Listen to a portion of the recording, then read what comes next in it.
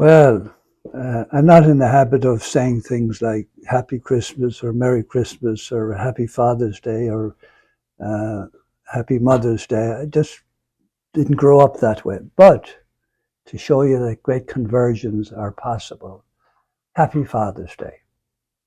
And the I think it's the Chinese have this thing, and they say the Japanese, there are three things to be feared: hurricanes, earthquakes, and fathers. Um, Believe you me, I appreciate Mother's Day. Um, Anybody who knows me knows I'm a mama's boy and always have been. Um, but I'm very silent about the father thing. I think God has put a particular burden on fathers um, because we are supposed to model the fatherhood of God for our children. That's who we are in this whole scheme of things. Abba, Daddy, Father. Um, I remember reading a book some years ago. It was a Protestant minister, non-denominational, whatever that means. And the book was called Are You Running With Me, Jesus? And the title kind of grabbed my imagination. You know, the book was okay. But one of the little stories I read in the book was this particular uh, minister, disciple of Christ, he did work in the slums uh, with the street kids, the street gangs, um, the children who were out on the streets from the age of 6 and 7, trying to look after themselves. And he told the story um, about he said, you know, to one of the boys, God is your father, your father. And the boy bristled immediately, and he said, he's like your father, you know, and like your father at home. And the boy said, I hope to Christ he isn't, he said, because my father, when he's drunk, he says, comes in and he vomits on me. So it was a struggle. And that struck in my mind, the fatherhood thing. But then on the other hand, I was visiting with this Jewish gentleman and his wife. They had two children. He was a doctor, I think my doctor at the time, and invited me to their home. And the little boys were running around the room, and and they didn't say words like daddy or father or papa. They called him Abba, Abba, Abba. And Jesus told us the same thing. He said, when you pray, say Abba. Now, I know we have translations of it, but back to the original language, Abba, Daddy. Um, so there's the struggle then, because every man you see is a child of Adam, and we have our brokenness, and we're not modeling the fatherhood of God the way we should. So it's a bit of a problem. Father's Day. So where do we go from there? Well, my father was very good to me as a younger child. Um, um, I was close to him, and I learned things. But it seemed like when we got older, to be beginning to be teenagers, uh, he didn't seem to have much time for us. Um, but here's a little story of something I learned from my father. And he wasn't, I suppose, trying to teach me anything at the time, but I learned this. This is no lies here at all. I played in this castle as a young boy, um, and I was able to climb up on over the walls. Don't ask me how. And I tried to catch pigeons in the castle, which I did occasionally. And then there was a river flowing all around the castle, and there was a bridge over the river. And so my father used to sit over here, um, you know, on the bridge, and he'd watch the traffic go by day after day after day. So, okay. Um, so this happened, and it left it's extraordinary, really. I'm going to preface it by saying that I think my father knew when I was 6 or 7 years old that I was an alcoholic. Now, alcoholism is a spiritual disease, so don't get excited. It's not a, it's, you know, and there's the sin of gluttony, of course, and all that, but it's a spiritual disease. It affects your mind and your soul. And so I'm looking up at my father who's sitting on the bridge. And bear in mind, he's the law in our town. We called him a plainclothes detective officer. And the town had 1,600 people.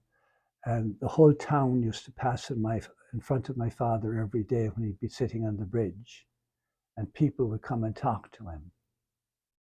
And so he told me this story, and I'm looking up at him. He says, there's a big rat, he said, a big rat. A rat, you're 6 years old, and he's living in the baseboard, behind the baseboard in Mrs. Croke's pub, which was next door to our home in 3 Castle Street, Cahir, County Tipperary. We lived in 2 Castle Street, Cahir, and the Hickeys lived in 1 Castle Street, Cahir. So I knew this town. And he said there's a big rat living behind the baseboard. And then he said, late at night, when all the patrons have gone home from the pub, drunk or sober, I wouldn't know. I'd be in bed at that stage of the day. I'm sure there were moderate drinkers among them as well. But the rat would come out of his hole behind the baseboard, and he'd make his way along the baseboard, follow it, and then follow it around, and end up laying under a drip. It was one of the Guinness black beer barrels that was leaking. Now, remember, all stories are true. Some of them actually happened. So he's telling me a story. And so I'm visualizing this rat lying on his back, and the drip from the leaking cask of black Irish beer called Guinness Stout. One of the names for, believe it or not, for a pint of Guinness in Ireland is the parish priest, because Irish beer is black, but has a white collar on it. So some of the Irish say the parish priest. So go figure, we'll figure. So I'm into this story. And then the rat, after whatever, 5 or 10 minutes, is properly drunk out of his mind. And he gets up and he staggers and he says, where's that bloody cat now? I'll straighten him out. Now, that was the story my father told me. And of course, it has stayed up to this day. And at this stage of my life, I know that my father was talking about me. He knew I had a temperament that I should never, ever, ever touch any type of alcohol or any type of whatever, reefer or drugs or cocaine or psilocybin mushroom and all of that stuff. And he was right, of course. He was right. So I owe a particular debt to my father. And the other thing that I admired, I'm only looking back admiring this, as I mentioned earlier, that he's sitting on the bridge here, and the town is passing in front of him every day. So I put a big stone bench in outside the church over here, and very often I'd sit on the bench over there, and I didn't realize and I watched the parish coming to Mass, and I'm there before every Mass. And sometimes people will say, will you hear my confession, Father? So I learned something about being a father to a town from the way my father was engaged. Now I want to tell you a little dark story. The same town. There was one murder in the town while I was growing up.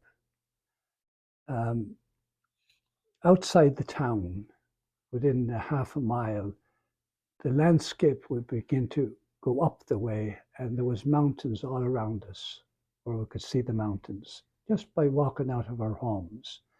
There were small mountains. We called them the Galtee Mountains. You can look them up if you want to. You can actually Google the house where I lived if you want to. Uh, you could put in 2 Castle Street, Cahir, County Tipperary, Ireland. You'd actually see the house we used to live in. So, and the bridge that my father sat on. And so there was a murder in the town. And what happened apparently was, as you went up towards the mountain, there was farmland, and there was cows and different animals, sheep, goats. And one of the inhabitants of the town, um, he used to milk the cows and again sell the milk throughout the town. So one day, as he was going back to his farm at the bottom of the mountain, a classmate of mine, uh, I don't know why he used to do this, but he'd jump up on the back of the man's cart. The man was always annoyed. He'd have to reach back with his whip to get him, get off, get off, get off. And this ritual went on for quite some time. Now, here's the dark side of this terrible story. I won't say the young man's name, but he was a classmate of mine. That's enough for you to know. He came down from his house at the bottom of the mountain, half a mile or so, came into the farmer's yard, the milk farmer's yard, released one of the milk cows out into the dark of night, 2, 3 o'clock in the morning. And of course, they're very sensitive. You know, the farmer himself somehow knew a cow had been released and got up so he could bring the cow back into the barn for the evening. And as he was leading the cow back into the barn, this classmate of mine came out from behind the door of the cow barn and killed him with a sledgehammer.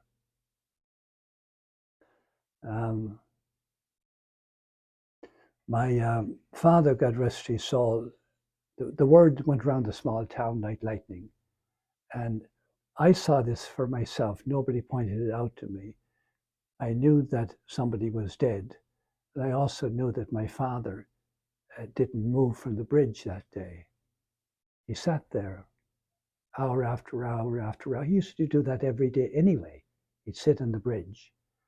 The town passed in front of him all day long.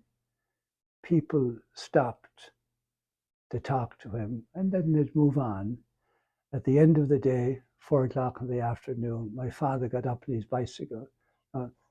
Bear in mind here, you're talking about the law in our town. My father couldn't drive a car, and yet he was the law.